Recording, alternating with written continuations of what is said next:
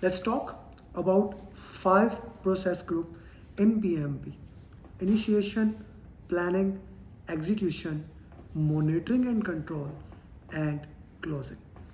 In this video, I'm gonna give high-level summary of what happens in each and everything in each process group so that you can get understanding when you are solving PMP questions. This video is specifically designed for solving PMP question. If you want to go deep into what happens in each document, you can watch the video that is here on the link, or you can watch the video that I will put at the end of the screen. Initiation. Basically, even before moving to initiation, let's move to pre-initiation activities.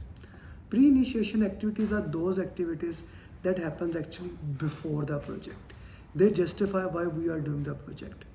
Business case, benefit management plan, and that need assessment. Project actually starts with initiation, where we made the project, that the project has started, the project charter gets formed. Project charter is at our hand and we start working on that project charter. Now charter is at your hand, you share with the stakeholders. Along with the charter, you get assumption log, which has a list of all the assumptions. A very important document that I'll cover in planning. Then you make a stakeholder register, which basically lists down who are the all important stakeholder. You rank the stakeholder by power interest matrix. Who are the important stakeholder? These are the things that happens in initiation. Now let's go to the planning phase of the process group. In planning, we have already made the stakeholder register.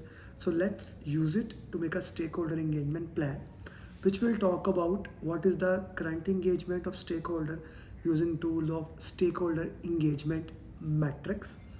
Looking at the current engagement of the stakeholder and what is the desired level of stakeholders. Current level, desired level. And we will make stakeholder engagement plan to discuss that pattern document. Stakeholder engagement plan is nothing but the strategies required to engage the stakeholders. Once that is approved by the sponsor or change control board, you go and make communication management plan.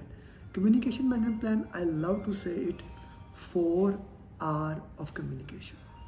Right information at right time to right people to have right impact.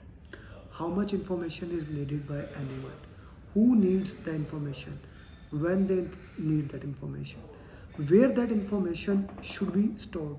Why they need information? All these 5W and H is put in the communication management plan. And of course, it is approved by the stakeholder and change control board. Then we look at the resource management plan. Resources are of 4 types, 4M. These are things happening in planning.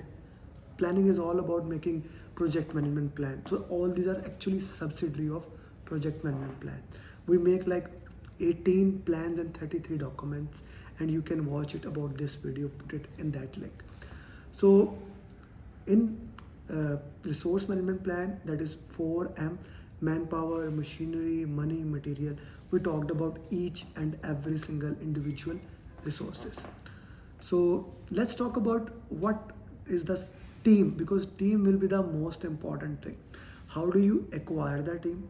And when you are acquiring the team, a very important document, that is ground rules. We need to set the ground rules for the team. Ground rules is a part of a document that is known as team charter, which sets ground rules, how to handle that decision, how to handle the conflicts among the team members, what to do about when the conflicts happen, what are the values. All these things are in the team charter. This happens when you are acquiring the team members, you set them. Initially, the project manager should set them. Later on, the team needs to refine them and need to work with those ground rules. Do put this in the comment. Are you enjoying this video? Do you like it? And do share it with other people so they can also learn about it. Okay, now the ground rules are set, team charter are set. We need to identify, do we need physical resources or do we need virtual resources? And depending upon the physical or virtual resources, We look at the strength of the team member, weaknesses and opportunity and threat, SWOT analysis. We can also do MBTI. The purpose is to identify which team member has which skills and give them the task according to their strength so that they can perform better. We use resource calendar to identify thus when the team members will be available. And we also make recognitions and rewards plan to rewards the high performer. We want to do that. This is happening in acquiring. Throughout the project, we'll be identifying the training needs of the team. We will provide those trainings and measure the training outcomes. And in certain cases, we also provide the certificates to the team members. This happens throughout the project. I love Tuckman ladder, which says that forming when the team is acquiring, then storming when the team is settled down and the confusion happen, conflicts happen. Here the project manager needs to use active listening. Are you listening to this video actively? Put in the comment box. And if yes, what is active listening? Let me know. Use active listening to identify the needs of the team members, what the team member wants. Then you use emotional intelligence, which consists of understanding yourself, understanding others, managing yourself, social skills, empathy. Like empathy is going into the shoes of others, and motivations. What is motivation? So motivation is another important thing. Then it comes like who are motivated by what. Like Abraham said that Maslow hierarchy of needs says that unless your basic needs are not satisfied, you will not move for the higher needs. Or Herzberg theory of 2 points, which talks about what are the hygiene agent, the minimum requirement, or what are the motivating agent, what motivates to others. This is hygiene theory and motivating theory if you look into that. Then we come to the next thing. Where is theory X? Are you believer of theory X? Like you need to focus all the time, or are you believer of theory Y? Theory X, theory Y states into that. Or are you following McLean theory of power, achievement, affiliation? So we use that to handle the conflict among the team member. We use various techniques to manage the conflict. We can avoid the conflict, or we can do the collaboration. We can force our decision, or we can accommodate compromises and other solution that you need to look into that. All these conflicts management techniques are available for you, and you identify which one is best for you in a patent project. In addition to that, we look into that at which level conflict is, level 1, level 2, level 3, level 4, level, and handle the solution accordingly. We need to understand how to manage the team acting as a servant leadership. Servant leader is more like a mother or father. We need to identify that thing, how we are into that particular thing. So you act as a servant leaders and manage the team, and this happens throughout the project. We need to train and mentor the team members, and that is everything about team. Then we decide whether our scope is fixed, that is plan driven, or a scope is adaptive, that is change driven. Depending upon that, we have predictive life cycle, agile life cycle, and we have iterative and incremental. Let's say we have a predictive life cycle, that is plan driven life cycle. If a plan driven life cycle, so first of all I will go with the, if you have a plan driven, then I will go with the change driven. We will collect the requirement using requirement management plan, and we will make requirement traceability. Once the requirement traceability and requirement documentation is ready, so now we will use scope management plan to filter out what are the important requirements, what are not, and we get project scope statement. Once you have project scope statement at your hand, you will make WBS dictionary, and you get scope baseline.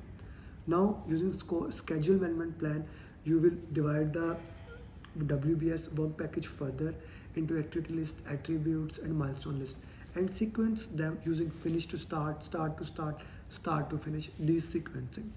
We need to look at that what are the dependencies, mandatory, discretionary, internal and external dependencies. Once we have those dependencies outlined, then we sequence them using critical path method. We look at the lags and leak, and we have a schedule baseline. Remember, for every activity we need to calculate duration using analogous estimation, same. parametric estimation, statistical relationship, 3-point estimation, or bottom-up estimation. You have your schedule baseline, and if you want to decrease your schedule, we have crashing as well as fast tracking for that patent purpose. Once you have that, you go to resource optimization technique, resource leveling, where you optimize all the resources, or resource smoothing. Then we go to the cost topic. Using the cost management plan, we estimate the same way. We get cost baseline.